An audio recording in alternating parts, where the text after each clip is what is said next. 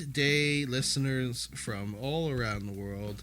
This is your hosts, James Jordan, Michael Wallace, coming at you for another edition of the Wide World of Motorsports podcast, recorded for the week of Sunday, August the 7th, 2022. And this is the 5th season and episode number 23. And we thought about this one this week for me, and I believe the number is for us for that. One of my favorite drivers that drove the number 23, and if I'm not mistaken, it was Jimmy Spencer. He drove in 1997 car? Yeah, the camel car. The camel car. Specifically for me. Yeah. In 98, and I think he also drove, it was the Winston Noble car as well. So that's my guy. Love Jimmy. Big ups to Jimmy Spencer.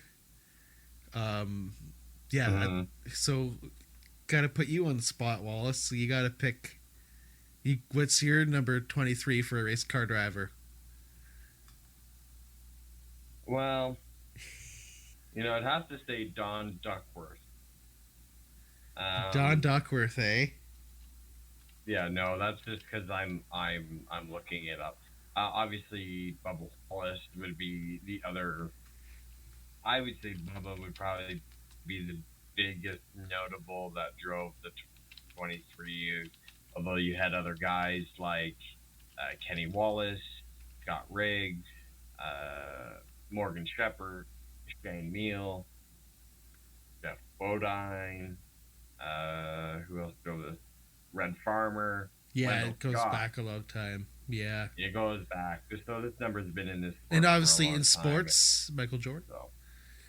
Michael Jordan, of course. Yeah. I'm gonna feel real bad. Obviously, Boris said drove the 23. What did Boris say? Who's on first? What did he say? You said Boris said. What did he say? What's on second? Ha ha!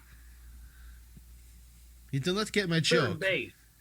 Anyway. But yeah, yes, I got it. We Boris got said, yeah. I get it.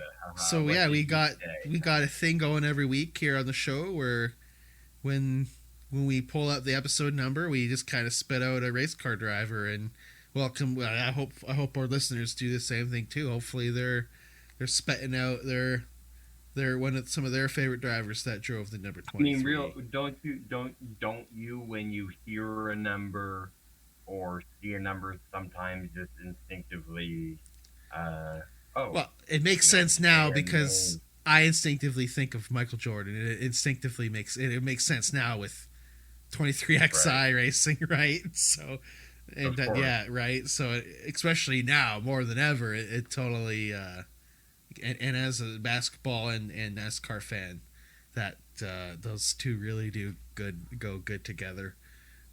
And hey, even this past weekend too went really well. We'll talk about that here during the next hour here on the WOMS podcast. You could be listening to us multiple ways.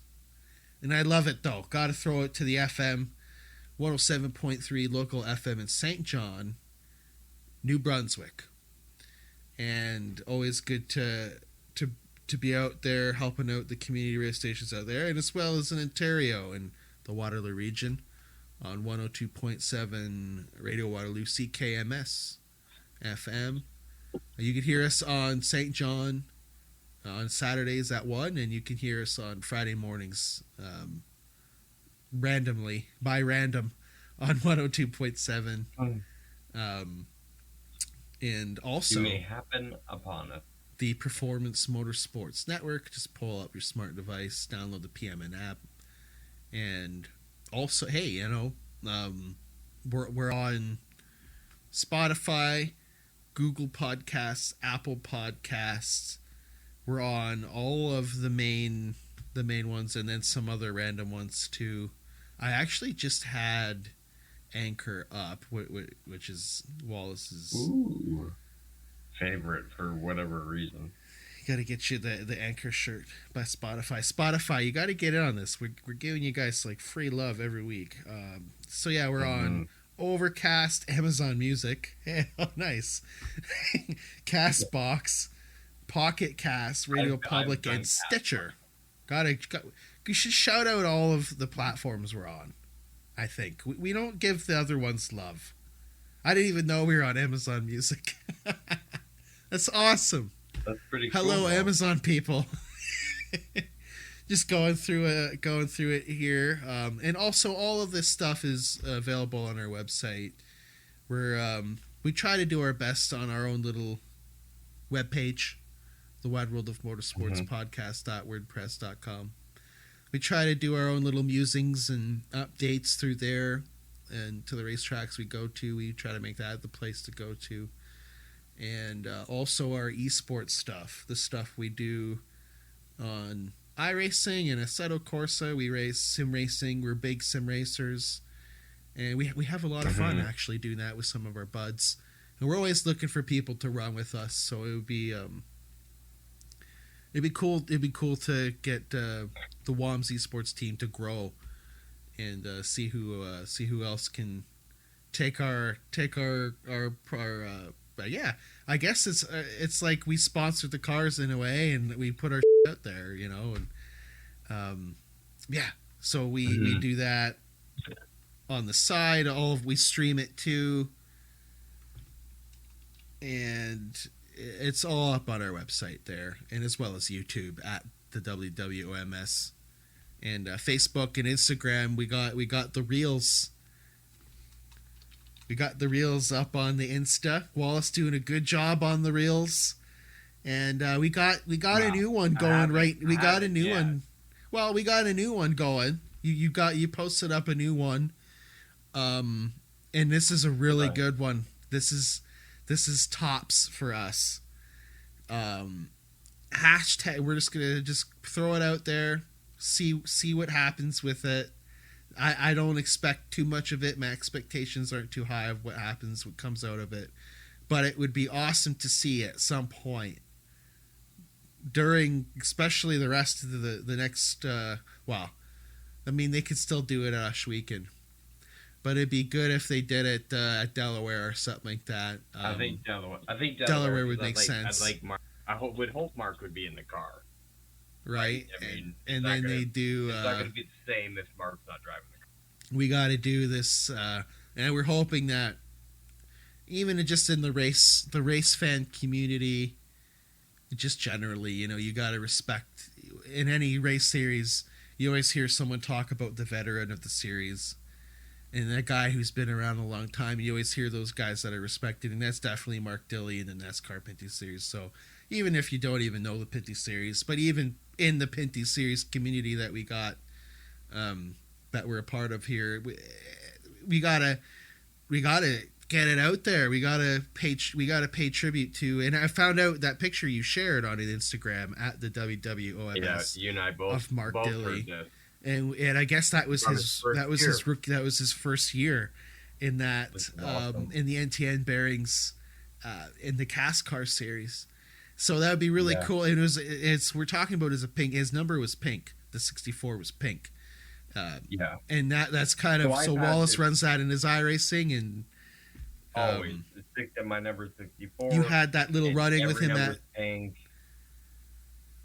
I ran into him, at Sunset, and was able to have a little chat with him about that, which was really nice. And we had a little chat about the poster, and I talked with Graydon and Cam about it. But when we were there for our interview with them, and I haven't shared it, and I was watching that race, and I just looked up at it and thought, you know what? I think you should share this. So it's a good idea, and that's cool that you got that. It's hung in my bedroom since I was a little kid. Like I've never not had it, and it hangs with me right where my computer is and my sim rig is. And like I said, and like you said, iRacing or anything, my number's 64, and luckily in iRacing you can change the number sometimes. So I run the color of the number, so I run it pink. Right, but yeah, it's usually pink. Yeah, so and that's cool. Bring back the pink.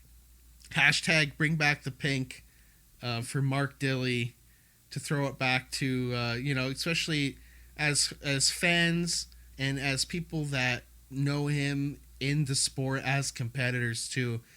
And I think that would be really cool to kind of throw it back to one of the OGs, as I put it up on the post there on the NASCAR Pinty's community page on Facebook. And I kind of put it that way. It's like it would be cool to see that, and not to make it not to do it for a selfish reason, like, oh, we want to see him run the pink because of our own reasons. But I think it would be nice. I don't know where he would stand with it, but I think it would be, if I was in his shoes, maybe I would go, hey, that would be, and I, like he said to you, if that's something that, hey, works out, then so be NTN Bearings liked it on Twitter, so I could see they're cool with the color change for a race. So I think I can say that. I think I could say that Mark thought it was a cool idea. Yeah, they liked it on Facebook too. So who knows? Delaware, it would be really cool to see that. Yeah, let's get some momentum going on this to our listeners out here, and just all you got to do is just post a hashtag on the internet. Hashtag bring back the pink. Tweet message, whatever. NTN Bearings, send him a message or at Mark Dilley Racing. And Leland Industries. NTN Bearings. And White Motorsports. And just, they're going to not like us. And for bombarding their possibly. Hey, you know what? Any publicity is good publicity, and it would be cool to see that at the last race to wrap up the NASCAR Pinty series, the 2022 NASCAR Pinty series season. So let's we're gonna make that a thing. The WOMs hashtag bring back the pink for Delaware, but hey, there's still a little bit of ways away to go for that, so we got time for that. And as you and I know, especially from this past weekend, from watching the NASCAR Pinty Series return to Three Rivers, they raced there in 2021, but yeah, it was still cool to see them. It's always good to see them return. Use the word return. It's always cool to see them come to Trois Rivières. I'm going to say it Three Rivers. People might give me a lot of hate for that, and go right ahead, because there's always debate on how English and French Canadians will say so. I've heard people call it Three Rivers, but yeah. So GP3R. Yeah, GP3R, whatever. Don't give me hate, but yeah, what a track, what a atmosphere, what a traditional thing for the series. And, for someone that might be outside of the series, and even for someone who, as myself and you, is so much into the series, it is good. Maybe we'll make this comparison. It might be a weird comparison, but the comparison I could say for the Cup or something like that, for a track like this, it's a traditional track. For the history of the track in Canada, it's one of those ones that has some history, a lot of history, especially in Quebec. And it kind of reminds me. I feel like it's like when they go to walk-ins, in a sense, in the Cup, which will be coming up in the next couple of weeks. Sweet. We see, I feel like it has that vibe. Now, I don't know so much of how the town changes, and maybe this could be comparable to Monaco or another city that would change when racing comes. But, it seems as though the city kind of, they really see this as a big thing. They take it very seriously. not that I don't know to what extent they shut the city down, but they have a lot of celebrations, and there's a lot of traditions that they have in that. Even you knew that too when remember at the beginning of the race when they're trying to set off the frickin' cannon. Yes. Yeah. And apparently they didn't have the right cannon, so they were just the military were just standing there with their fingers in their ears waiting for this cannon to go off. But to give an example, like that's the kind of tradition that they have for this. Well, Three Rivers, Trois Rivières has been in the Canadian racing scene quite a long time. I mean, they spoke about the tradition and the history there of that track. There wasn't just the Pinty series there. There was the Formula 1600s, which have a long history there and a long history in Quebec in general for racing. It was great to have the cars back and get to see a race from the track. Track is short. I think it's only around 2.4 kilometers, but it is a tricky track. Correct. It is a tight 11 turns. It is tight. There's a lot of spots on that track where it is barely 2 lanes, and we saw some real tight, respectful racing coming down through. I can't remember the name of the arch there, coming down through there and whatnot. But the whole event is just. It seems like you said that the town embraces it. Yes, this is a part of it. It's kind of one of those. Port du Plessis is the gate. Oh, okay. Yeah. It just seems like it's one of those things in the town that everybody looks forward to, right? It's not just an event that's coming there and some people like it and some people don't. It's part of the history of the town to have this big festival around the race. Like I said, there was other things racing there. Sports car series there. You had, I believe, the Micras or the Centra Cup was there, right? And I think there's a 356 mod, right? Yeah, isn't that crazy? Dirt. Yeah, and they set them up to race on the street, and those things are so cool. And there's always a bunch of guys that race in that. Notably, Out Tag is always kind of in it, right? So Pinty's has been going there since 2007, which is at this point. I mean, that's a long. That's a long time. And we talked about this. We talked about this when we talked about Toronto. Of this big huge thing all of a sudden down south with the Cup Series, and they're going NASCAR going street racing. In Chicago. We've been doing it and we've been street racing at least since 2007. Going on 3 decades now. We do. We used to go to Edmonton. We used to go to Vancouver. We used to go to other places, I'm sure. CNE. We used to go, and that was an old. Sure. But yeah. It's an interesting series because it doesn't have that what you would think when you look at a NASCAR feeder series and the leveling up to it. Just Pinty's is so different and requires something else in the driving. We're going to our first dirt race. Yes, NASCAR has been on dirt. We've seen that. Pinty's is not the first to do that, but we're going on dirt next week, so we're just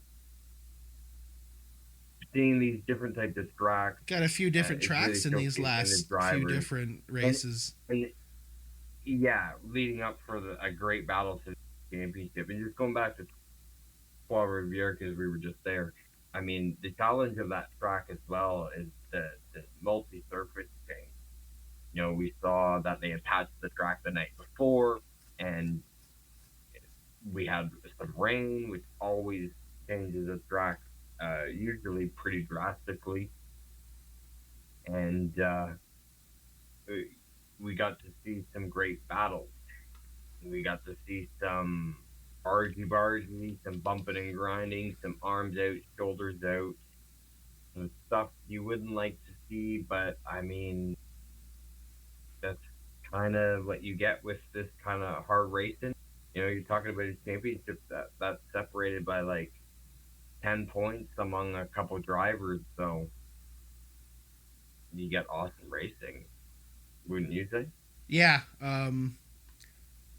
it was a good race, and going back to like kind of the atmosphere of it. It really builds into it a lot, and seeing the stands packed, and it was, in reading some info here, it is kind of, apparently the idea did come based off of Monaco, so that's cool. So you kind of, and it's one of the oldest street circuits in North America, so these Pinty's drivers bring everything they can when they come to. And so, we did see a lot of that happen, where guys were getting, like, as usual, what you would expect. I think what we've been able to expect this season as things get physical. And it did a lot this race.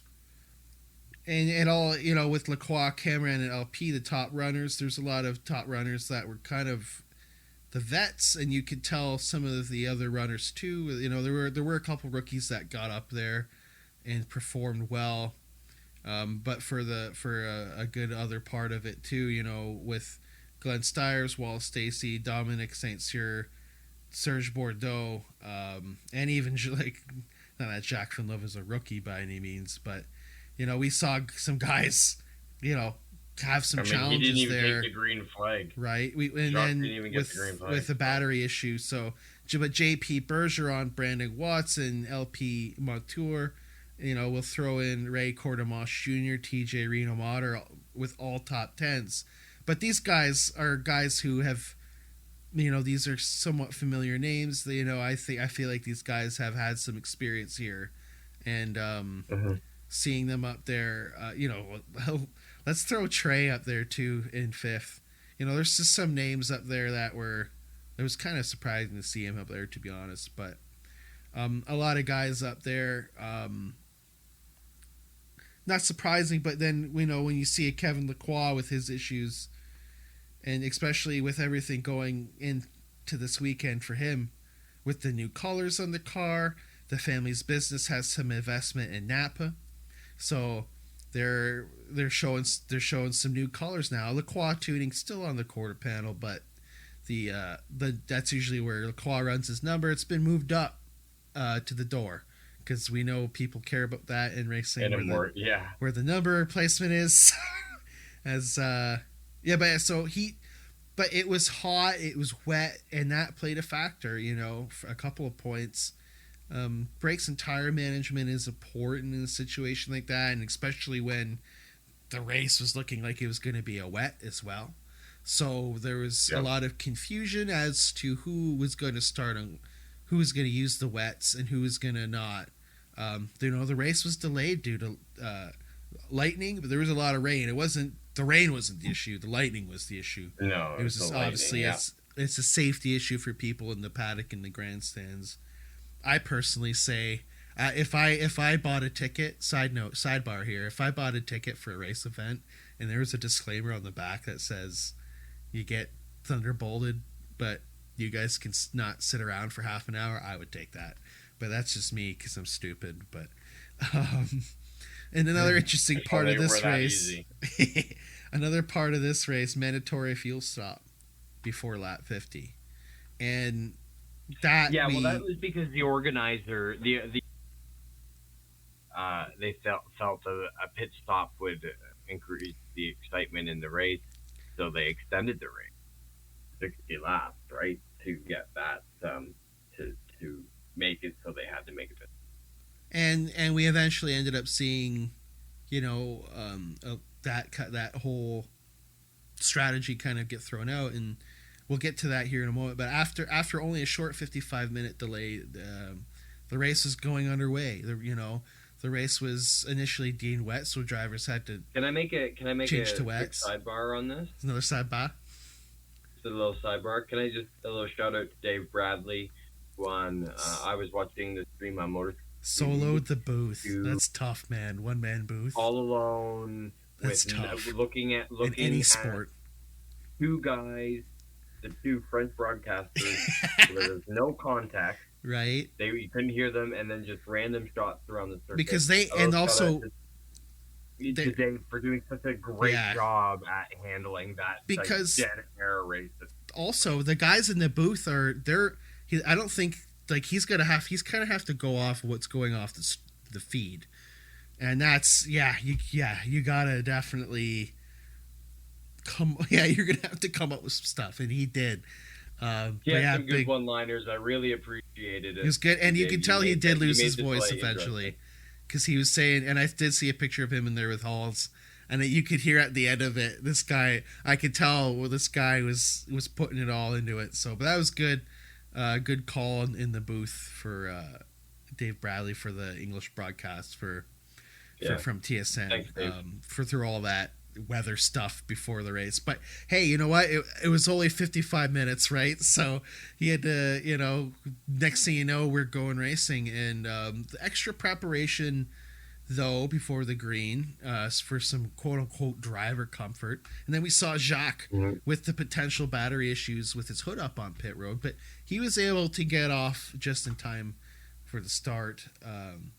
And then it was right early when we saw Kevin slow on lap 3 as well. That's when Sam had that moment as well, and a lot of stuff happened on this lap all at once. Unrelated incidents, because Serge Bordeaux and Dominic St. Cyr, they also brought out the yellow due to unrelated incidents. So Kevin got a little bit of a chance to figure out what was going on with his car. They had issues. He knew it in practice. They worked throughout the night on the car. The 74 team did everything they could to try to figure out what was going on, and the issues still plagued Kevin going into that race, which was unfortunate to see. It was looking like it was going to be the summer of Kevin. You hate to see that. Yeah, he had a lot riding in the championship standings, and that even though he's still we'll get into that. Apparently, he's still up there. But either way, he's very close.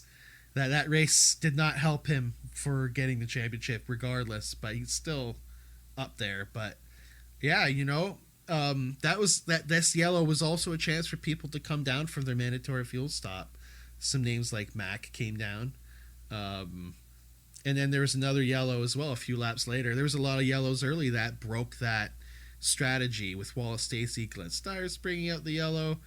Everyone came down for their stops at that point. It seemed like maybe there's a couple people that stayed out, but at that point it was like, what happened to that strategy?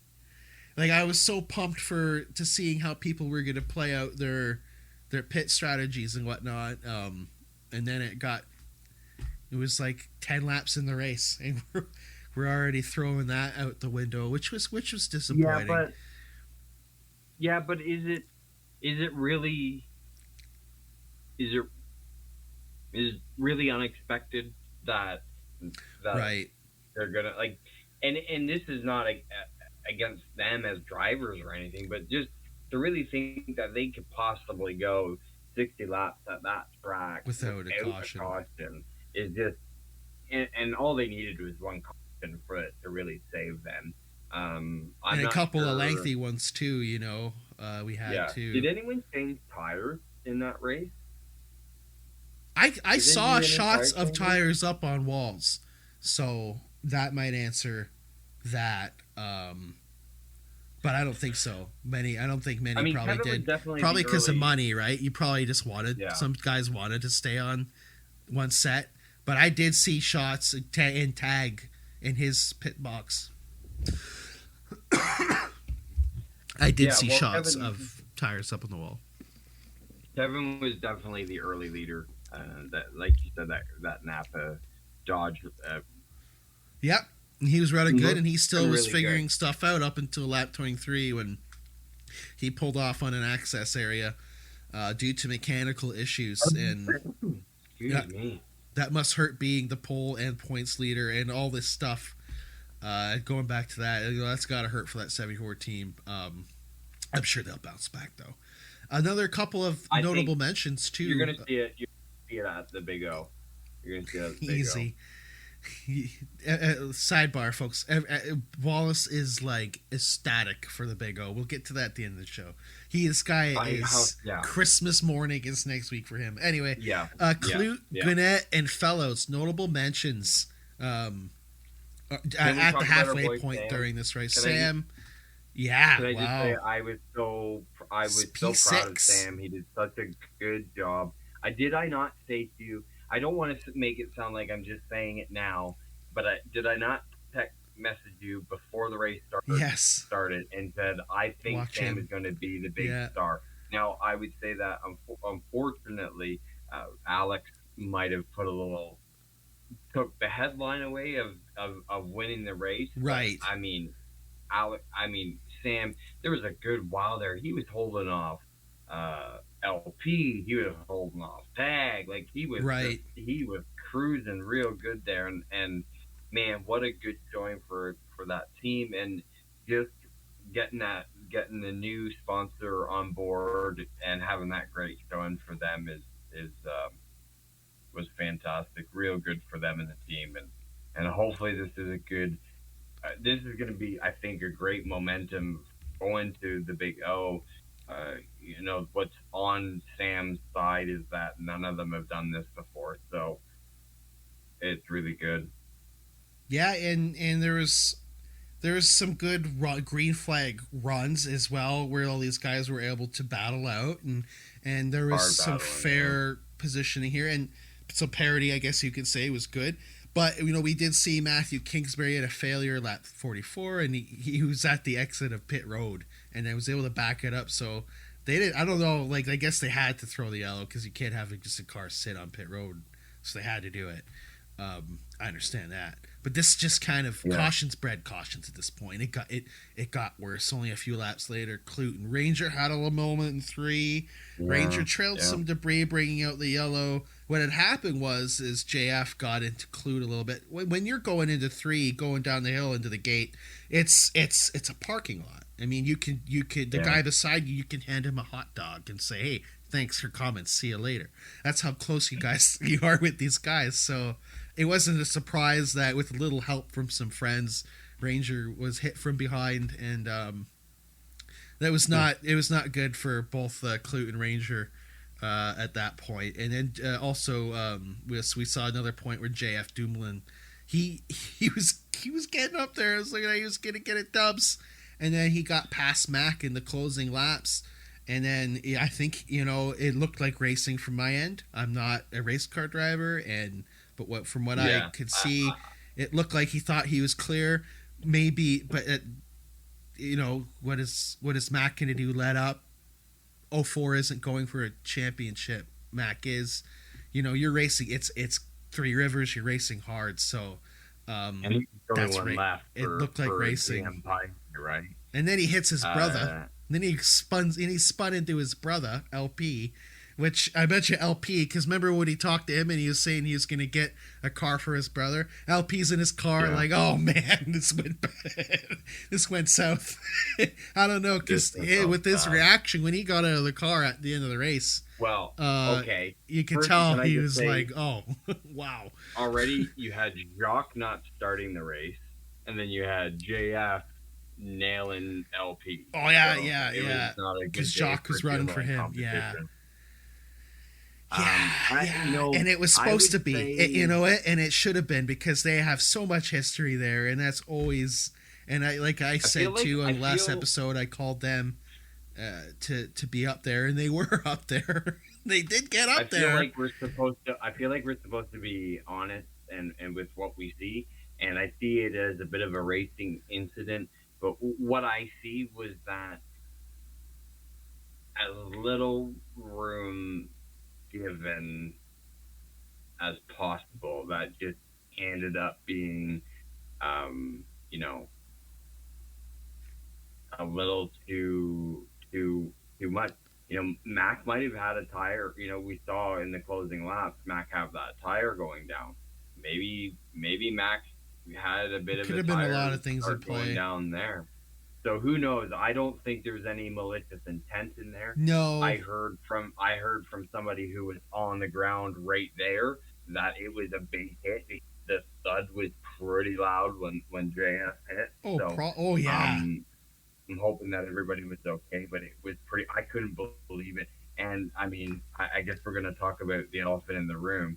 I'm sitting here flipping out because I'm watching Motorsport TV and oh yeah, TV, and you're so this at this moment for us TSN.ca subscribers, our feed goes down, and Wallace gave me some good thinking. Maybe there was, like, I don't think there was, maybe there wasn't any malicious behind that either, and maybe there was a technical difficulty, or maybe they had, maybe there, for some reason they had to, I don't know. On TSN.ca, you can have 10 bonus streams at once, so I don't see that being an issue.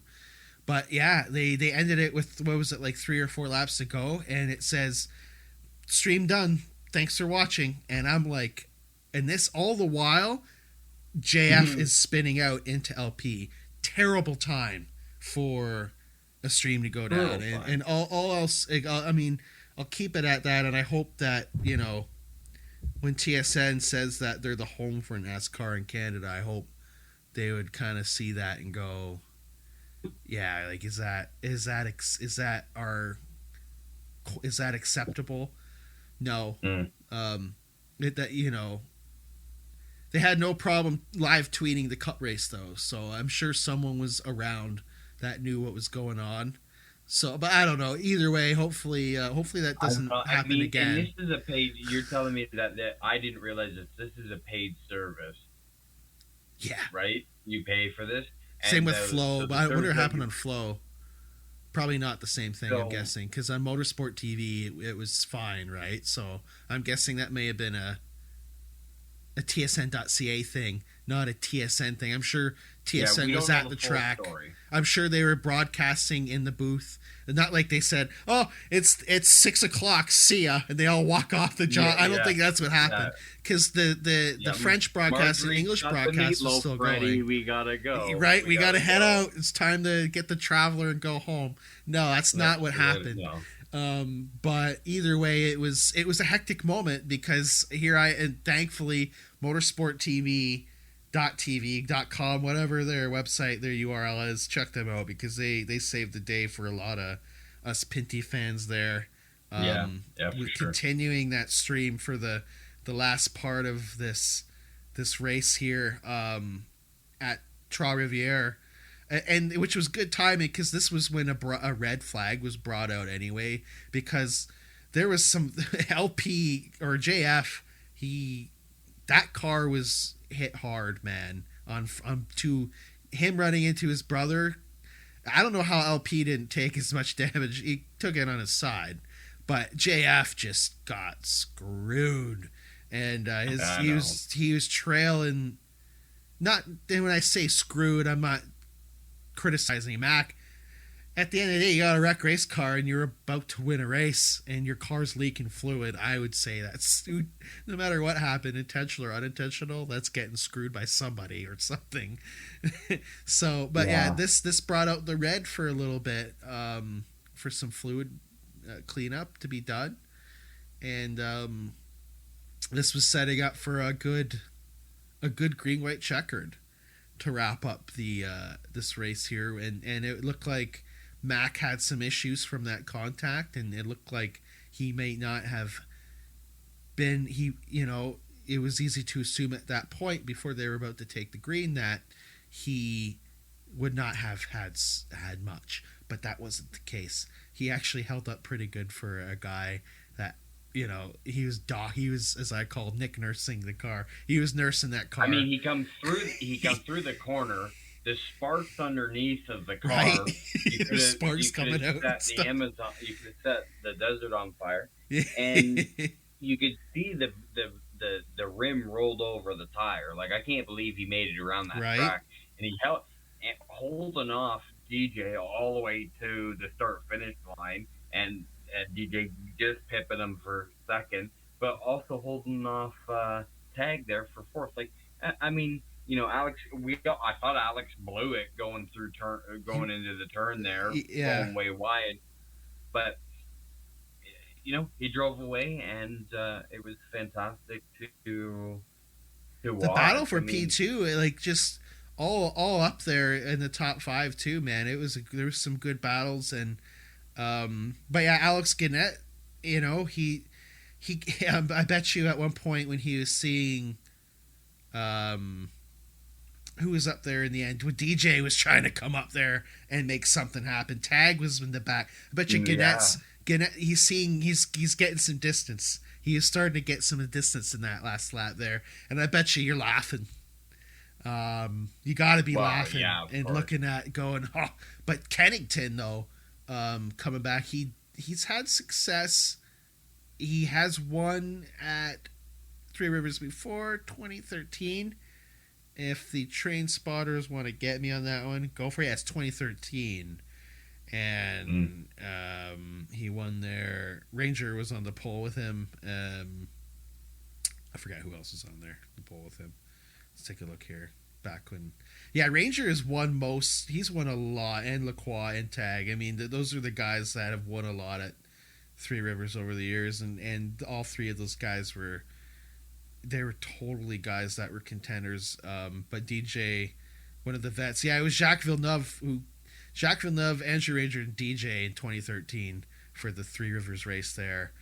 A little bit of a different situation in 2022. With Alex Gannett up there, getting his first win too for Dave Jacombs. And I would say, sorry, can I just back up on and make a little point about DJ there? DJ kind of does that a lot through races, right? He's kind of not. He stayed clean, He stays clean, exactly, and then manages his stuff. Town, he's there.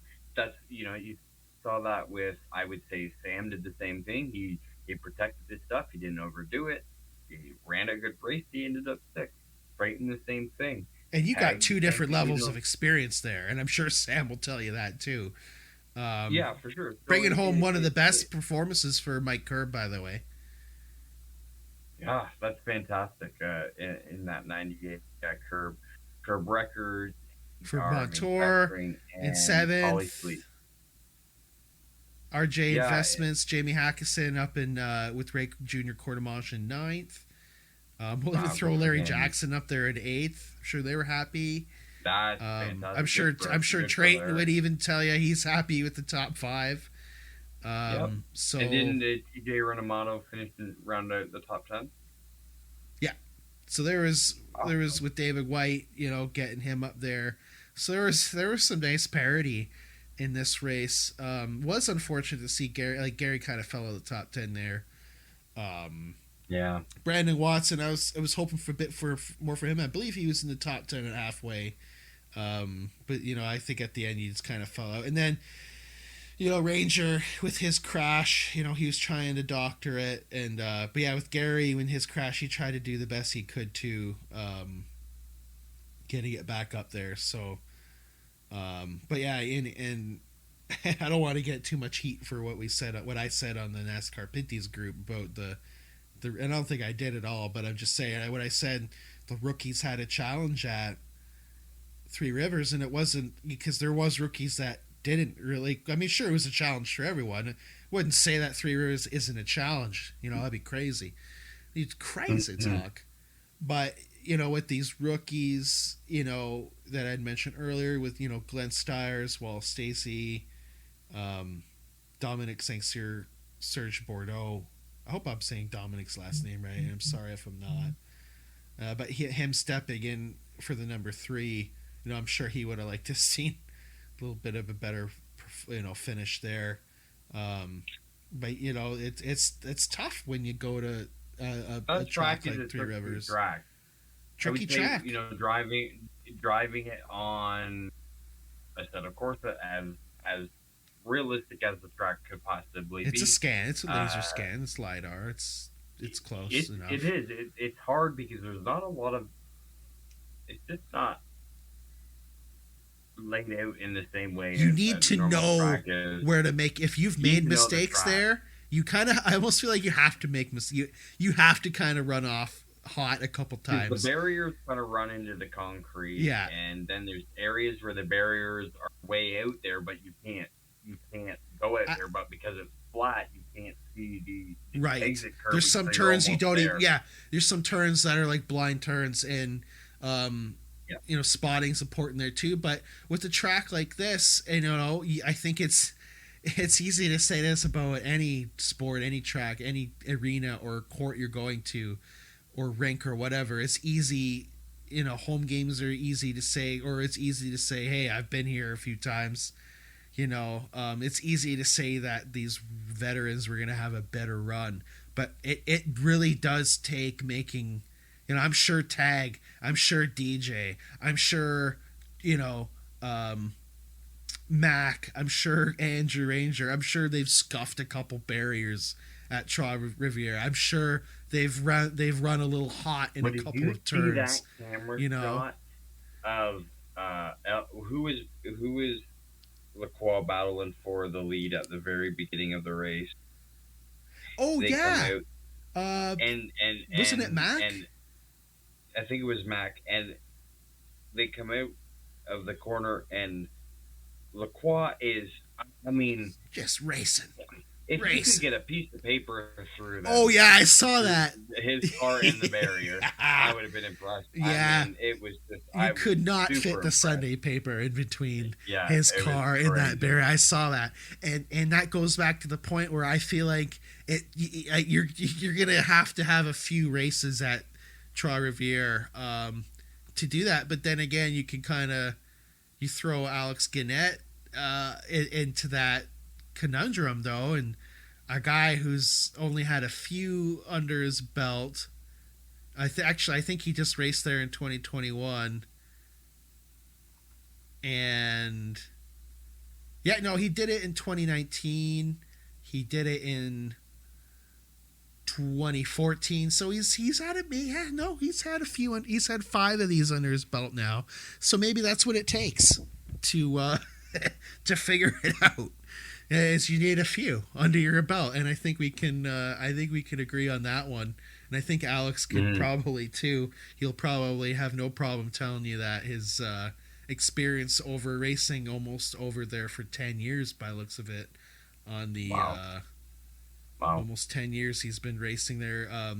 Not every year, scattered through 5 different seasons, but you know, this is a guy who he's put in his time, and it looks like he came out top. Not to say those other rookies haven't, because there's a couple of local guys too that stepped in, and they just didn't have that same luck, I guess, as Alex Guinnett did. But hey, you know, there's a lot to take into going into the Big O. This is Christmas morning for Michael Wallace on August the 16th. He's going to be waking up, and he's going to have his onesie on, and it's going to be the greatest morning for him, because he's excited for his first I'm excited, we're excited to go to our first dirt race. Man, I cannot wait. I've been wanting to see a dirt race for as long as I can remember. I've always kind of watched it a bit. In the last year or so, I've really been into it. You could attest to that, you know, asking Dave, that guy who races template late models and races on Irish. Oh, yes. Shout out to G-Man. Lots of questions about it. And Dave Garino, and shout out to G-Man. I feel bad. I'll hope you figure out. You need to cut this out. I didn't know what I was going to say, and I totally flubbed over. You're good. So the dirt racing is good. We're excited for the dirt, and it's for people that don't know that Wallace and we've been hosting this show for 2 years almost together now, and we have not met. So this will also be the unification of Wallace and James Jordan. Oh my goodness, people are gonna think racing is gonna bring us. Racing can solve the world's problems. Can bring people together from different parts of the world, or Ontario, which feels like different parts of the world. But yeah, Yeah, I mean, and it is different parts of the world. You so live in a from a city. What's the population? we're almost at 1 million in the area, so all the Right, and region I'm at is 8, yeah. But so and I'm at 18,000. for me though, So it's we're actually different. close. It's for people, it's a good area where this track is, just outside of Brantford, and you can get there if you're from Toronto, Hamilton, London area even. So if you're up in the southwestern Ontario area, you can get to this track pretty quickly, and it's a good spot, and especially for people who have been going to Jukasa and whatnot for years, this will be a good. Maybe if you've Mhm. never been to Oshweekend, maybe this will be a good replacement. Um, Even though it's a dirt track, but still, we're looking at that now. NASCAR Pinty's was supposed to go there a couple years ago, but Yeah. due to the pandemic, that kind of obviously changed things up a bit, because there was a lot of they're hoping that there'd be a lot of stuff from down south come up, and due to the restrictions at the border at the time, that did not really help things. So now they're finally doing it, celebrating 25 years as well, and their 25th year, which is really awesome to see them, be so successful and finally get NASCAR Pinty Series at their facility. And there's already a lot riding on it. We already got Kenny Schrader announced. Christopher Bell's taking over for Mark Dilley in the 64. Hashtag bring back the pink. And then we're also seeing Stuart Friesen. I think I already mentioned Friesen. Yes, Friesen, Schrader, and Bell. Those. We already got those names in. And, yeah, so they're all running other cars too. Not only are they running in Pinty's, but they're running in other cars. Oh, they're running in different series. So Monday night, if you have a chance, let's go to Oshweek at the Big O. Monday night is 17th annual Sprint Car Nationals at Oshweekend. I'd love to go. My wife has been generous enough to book me a hotel. Now we know where's the pants night. there. And of course, I will admit he wears the pants. He will admit that. But there's a big racing on Monday night, and it's moving on and going into Tuesday night. And a bunch of other things other than there's lots going on. You should check out their website for the full schedule. It's gonna be good. Yeah, it's gonna be a banger. But yeah, did you know Smoke won his first World of Outlaws sprint car race at the Big O? No, did you know that? Really? Yeah, that's crazy talk, isn't it? I didn't know that. That's so really cool. And they've been around a while, man, and I'm really excited to see Glenn Stiers, really sling his stuff. I can't wait to watch him on the dirt, and I think you got to put him up there and say he's a potential to I don't know who to pick, man. Top 5 I'm gonna pick Seabell. I'm gonna pick Seabell because of his experience on the dirt. I don't know, man. I love that about it too. Who knows what we're gonna see? It's gonna be somebody you just don't expect, and it's gonna be like I feel like it's gonna be somebody like Brayton, or you're gonna get a lucky or a random like Brandon, or maybe Gary Clute. Gary, oh, that's a good one. Dexter Stacy. So it's a draw. It's a random. It could be anyone. I don't know. Who do you think's gonna win? Just pick. We have to pick. We did it for the race. We were both wrong. I picked Ranger. You picked Lacroix. We both had problems. Who are you gonna go on this one? Seabell. Lacroix. Okay, we're gonna see how that holds out on the next episode of the Wide World of Motorsports podcast. We're 0-1. So. The next episode is gonna be easy for us to pick a number 4. But yeah, so we're gonna be coming at you next week in St. John, New Brunswick, 107.3 FM Saturday. We'll have our episode air on that at 1 p.m. And then at some point on CKMS 102.7 and Radio Waterloo. We'll have some point. We'll have that episode up in the next month, our Weekend special. But you'll be able to check it out, hopefully instantly. Probably sometime midweek on the Spotify, Google Podcasts, Apple Podcasts, Amazon Music, and a couple others. And it'll also be up on our Facebook page at the WWOMS. And as well as updates too from when we're at the track. We're going to have it up on our Facebook and our Instagram and our Twitter. And yeah, we're going to try our best to... I don't know what the service is like out there. We're going to try our very best to be able to bring you the news from the track to your community. And of course, we'll have the article up on of whatever happens up on our website,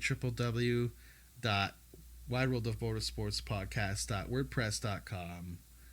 And through there, you can also check out some other stuff as well, like our esports stuff. If you want to join, I should put up a sign up on our esports tab and just tell people, hey, if you want to sign up to the Wide World of Motorsports esports team, sign up through there, because we'd love to expand the esports team. We'd love to run with you on Discord and iRacing. Wallace and I we're big sim racers on Assetto and on iRacing, so we're always looking for... We love racing. You know, we pretend like we're race car drivers through sim racing, so we also stream it too. So we'll be able to stream that through the YouTube page as well at the WWOMS, the Wide World of Motorsports. But yeah, how many other bases can you cover? Oh yeah, we got to once again, all our listeners out there, you got to get it out there. Hashtag bring back the pink. We have to see Mark Dilley. We only have a few weeks actually to really do this campaign of ours. The hashtag bring back the pink campaign. So we might as well get on this, man. We only got about a month and some change to get on this. So anyone out there, go to the social media and then go to Mark Dilley Racing. Go to the NASCAR Pinty's community page on Facebook. Add us on social media, whatever you got to do. Hashtag it. Bring back the pink. We want to see. We need to do this. We need to bring back the pink and the NASCAR Pinty series for some of us OG fans that go back. We got to get on that, Wallace. We got some fans that'll help us out on that. So I hope so. I think